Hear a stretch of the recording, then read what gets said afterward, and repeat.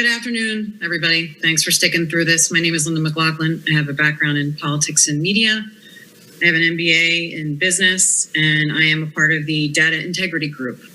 One of the things that we have unfortunately seen is that no one has presented data. We hope to remedy that this afternoon.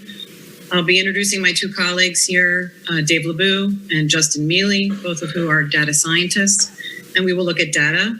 Please understand that data is numerical. It is not partisan. It has no red or blue attached to it. It is just numbers, and numbers is all we need to prove what we're trying to tell you today. I'll turn it over to Justin.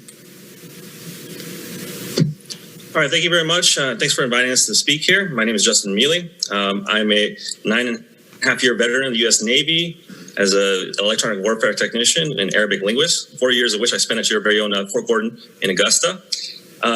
Then after that, a CIA contractor as a data analyst, programmer for the National Counterterrorism Center, and then now currently work for one of the big four accounting firms as a programmer, data scientist, everything in between.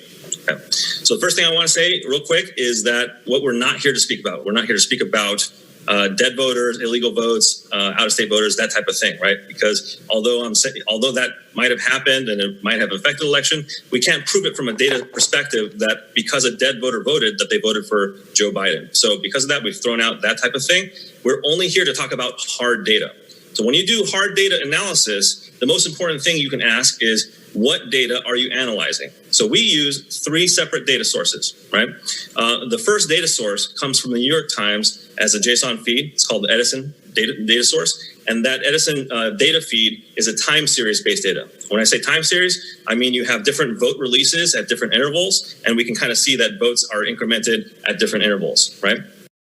Then the second data source actually feeds that data source, which you're going to see in the video that's coming. That second data source is the CITL data source. That CITL data source kind of bifurcates that data and sends sends the data exactly to the Edison data feed and sends that to the Secretary of State. So your Secretary of State's data that you're actually basing the certification process off of is that CITL data for all intents and purposes. Now, because the Secretary of State data gets it after the CITL server, what happens then is the Secretary of State could possibly change that. So we use a third data source, which is the Secretary of State data, to verify that the data totals down all the way down the line. Okay.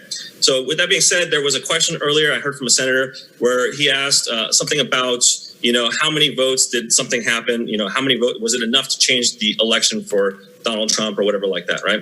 And I want to say that just about that question in particular, I think the person answered there were about 50 votes, 100 votes, that type of thing. I want to answer that question in particular to say that any change in that data set, you see, if there was a fraudulent activity that occurred, then you're looking at post-fraudulent data, okay? So if I went into my calculator and I entered in 1 + 1 + 2, right? And then I got -6 at the end, from a time series perspective, I'm going to see 0 and I'm going to see -6, and I will never have seen all the data that happened in between. So that's what we're talking about here when we're talking about data, okay? That being said, the thing I want to kind of conclude on before I turn over to David is that what we have here is we actually have fraud that we can prove in this election. There was fraud in Georgia's election. We can prove it with data.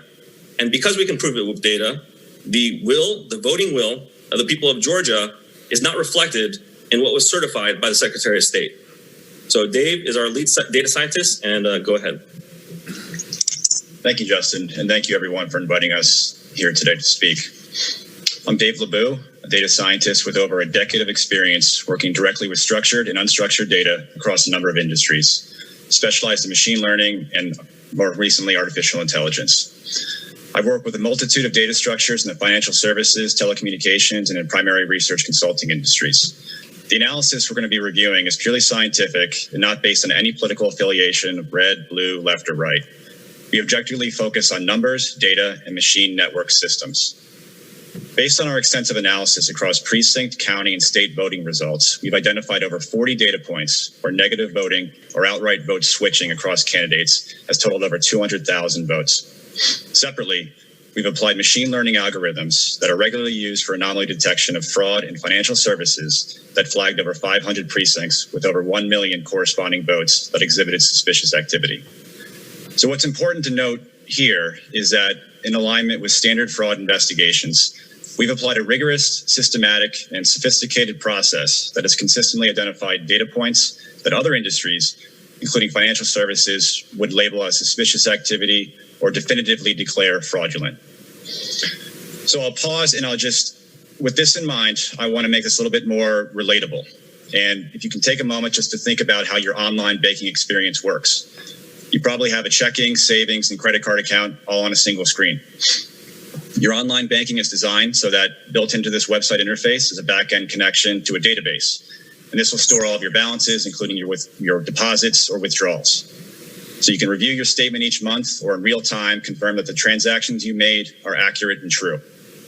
So imagine now you logged into your account on November 5th and you noticed that there were something to the magnitude of 50 transfers across your accounts. Let's say you even deposited a few checks on the 3rd and 4th, and you would expect to see these transactions for each of the individual amounts you deposited.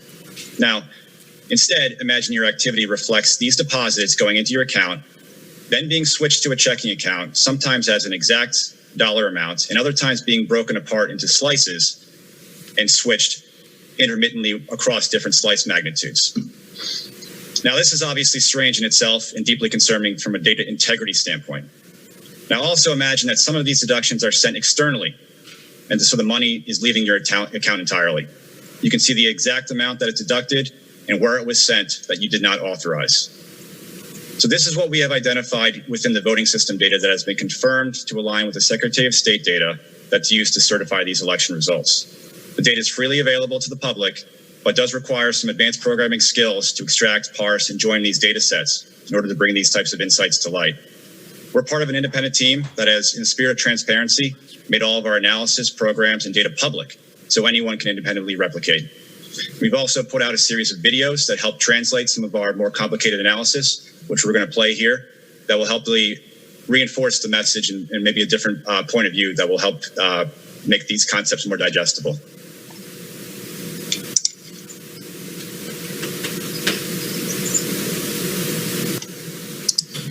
Receiving over 90% in a precinct is a marker for fraud.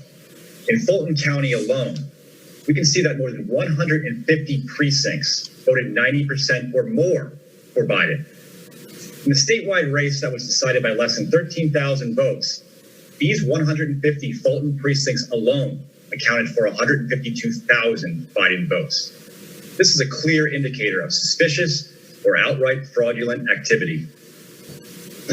We've scanned 113,130 as of moments ago. We've adjudicated 106,000 plus of those. Adjudication, the process of reviewing a ballot that may have been flagged during the ballot scanning process. The only ballots that are adjudicated are if we have a ballot with a contest on it in which there's some question as to how the computer reads it. So the vote review panel then determines voter intent. In 94 precincts in DeKalb County, it is statistically impossible to have 9 out of 10 voters voting for Joe Biden. We've just seen a few examples of statistical irregularities and impossibilities. Now, we'll take a closer look at some vote manipulation within the election database, including explicit vote count switching from one candidate to another. We can see in Dodge County, there's a lot of strange activity going on. The left side of the screen shows incremental votes as they were reported for both election day and absentee. On the right, we can see the total vote counts, which should only be incremental, moving as the county reported in real time. Again, here we're focusing only on Donald Trump's votes.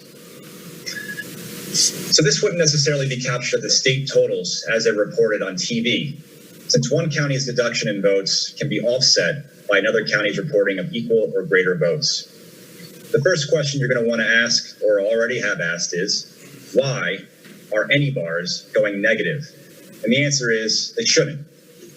Unbeknownst to the general public, votes for Donald Trump were being switched and removed from his total, which often coincided with other precinct updates that simultaneously offset deductions so that they appeared to remain neutral to outside observers.